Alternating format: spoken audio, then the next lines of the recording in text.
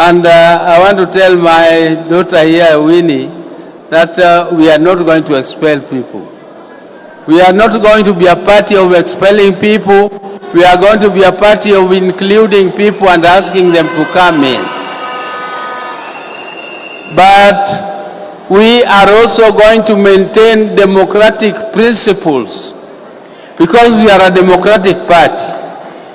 A democratic party has structures, and when you are a leader and a policy maker in any of the structures, then you must go by the cardinal principles of democracy. One of the cardinal principles of democracy is that the minority will have their say and the majority will have their way. That is how democracy works. Democracy does not mean chaos. And you cannot be a party leader.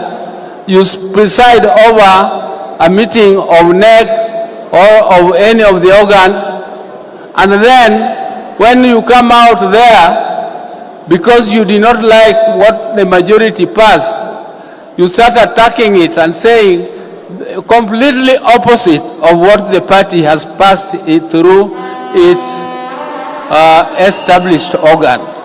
And if you do that, then you don't deserve to be in that position.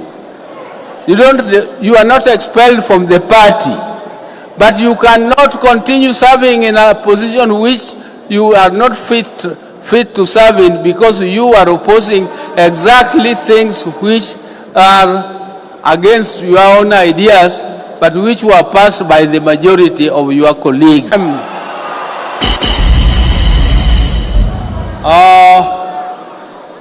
Leo nina furaha ambaye haina kifani. I want to first of all start by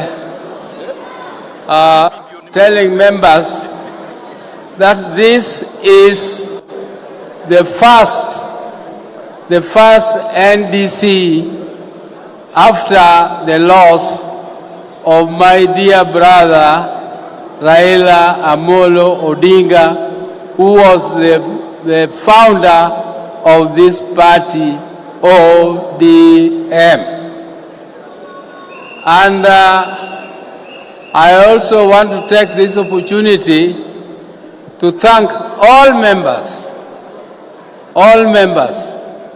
for the confidence they have conferred on me by electing me as the party leader of this great party, ODM. This is not a small thing. It is something which I'm now the second party leader of ODM. And ODM is 20 years old. It is one of the most resilient parties ever in the history of this country. And it is the largest and the biggest party in, south of Sahara and north of River Limpopo. That is true, and it is a party which is fit to take power on its own. But we as a party are moving on very carefully because it is difficult for any party in this country to go it alone. That is why you have also given me another authority. Apart from electing me the party leader, you have given me authority to start negotiating with other like-minded parties, starting with our current partners in the broad-based government. And I will do it. as instructed by you. I will do it with my colleagues. It is not a one-man job. It is a job which is to be done collectively. And I also want to take this opportunity to thank my colleagues, led by the party chair, Gladys Wanga, who have worked tirelessly to organize this particular convention. I was not part of the organizing team, and this team has done a wonderful job, and I congratulate them. I congratulate them. And I also now want to tell you, my colleagues, members of ODM, that this party has a history. This party has a history, and I, standing before you here, I am found a member of ODM. And it was not easy to form this party. I can tell you that we were almost being expelled by the party where we were, called NAC, because we disagreed. My brother, under the leadership of my brother, the late brother, we disagreed with the President of Kenya, Honorable Mwai Kibaki. Honorable Mwai Kibaki did not believe in devolution. And Honorable Mwai Kibaki and another team left Bomas of Kenya, where all the negotiations by Kenyans were done, and one of the first principles of our party was a parliamentary system of government. The second one was devolution. And these were the two cardinal principles of negotiations of our party. And if you people remember, the Honorable Odhiambo Mbai, who was a professor at the University of Nairobi and a specialist in devolution, was killed in the process. He was killed because he was the chair of devolution of the Technical Committee on Devolution in Bomas of Kenya. After that, the Kibaki team walked out and went to Kilifi and made a draft, another draft parallel to the one of the Bomas of Kenya. When this draft came, it was subjected to a referendum. And when it was subjected to a referendum, our team, which was saying no, was given the symbol of Machungwa. The other team was given banana. And you know banana is weak. You can break it.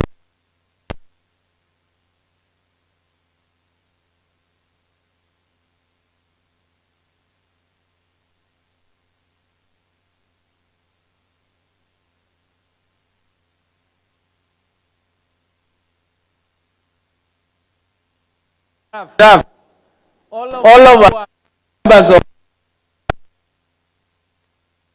the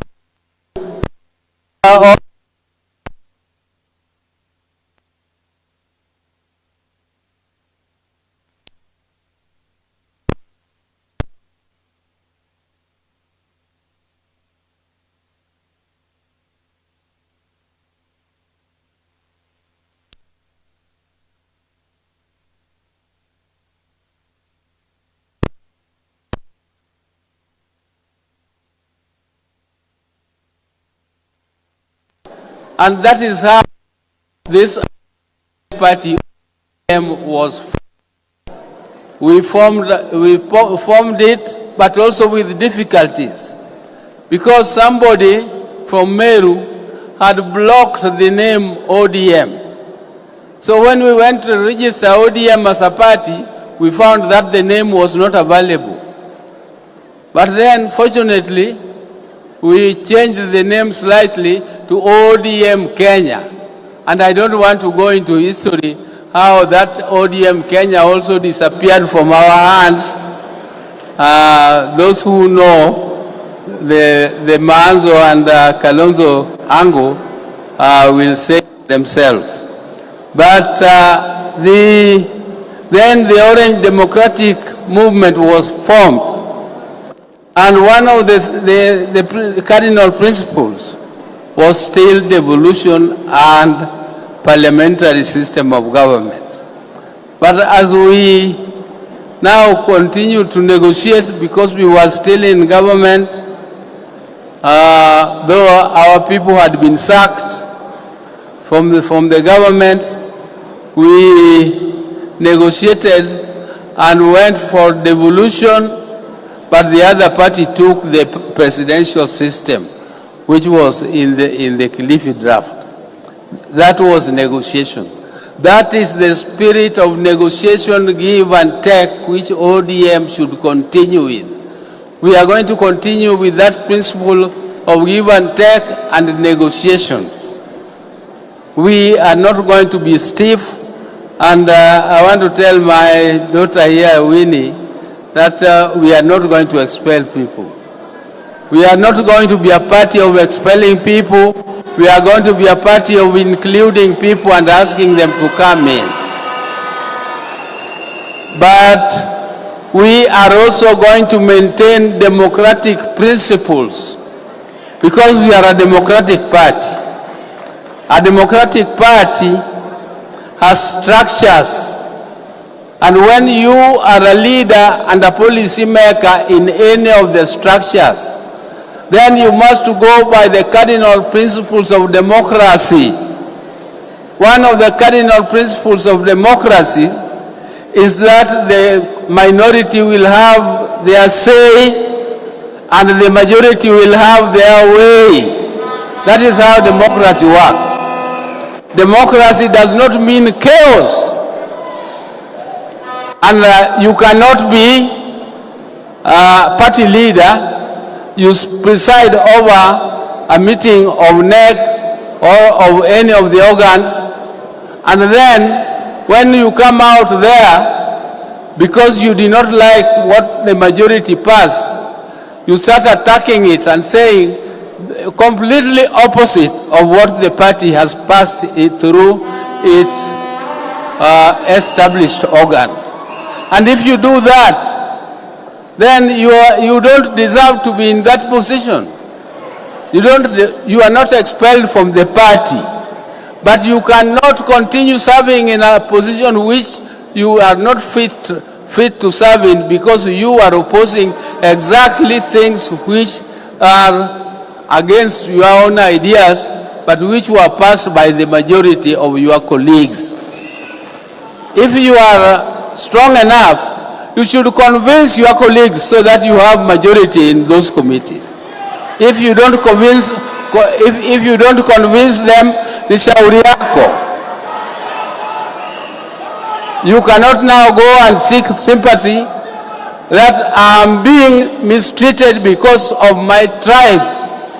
We all come from a tribe, all of us. But the first tag of ODM is that ODM is a national party. ODM is not a tribal party, and we cannot expel anybody from any position because of his tribe. Your tribe now becomes your hiding point, where, because you know what you have done, but you don't tell them the truth. You just tell them, Mimi ni Jaluo, I'm being expelled because I'm a Jaluo. But you cannot. Our party cannot do anything like that, because we have all tribes represented here in our party. In this hall, is there any tribe which is left out of this hall? I've heard all of them are represented here. So our party continues with that principle, and I, as your leader, I will not encourage indiscipline in the party, because democracy does not mean chaos. Democracy does not mean chaos. It is not intolerance. It is actually just going by the principle of democracy. And I want to, I was not meant to talk long. I was only meant to thank you for making me your party leader. But I want to inform you that as we continue to negotiate in this broad-based arrangement, all of you know that we came through the window in this broad-based government. And we were left there by my brother Raila Amolo Odinga. He is the one who left us there. And we are going to continue to be there up to 2027. But before then, we are starting negotiations to prepare ourselves, because elections is 2027, which is next year. We cannot just sit back and wait for 2027 and then we start moving and negotiating. We have to do it as an organized party and a disciplined party. We have to start those negotiations early, and because of the authority you have given us, we are now going to move fast and see if we can agree with order, and we are going to put our principles.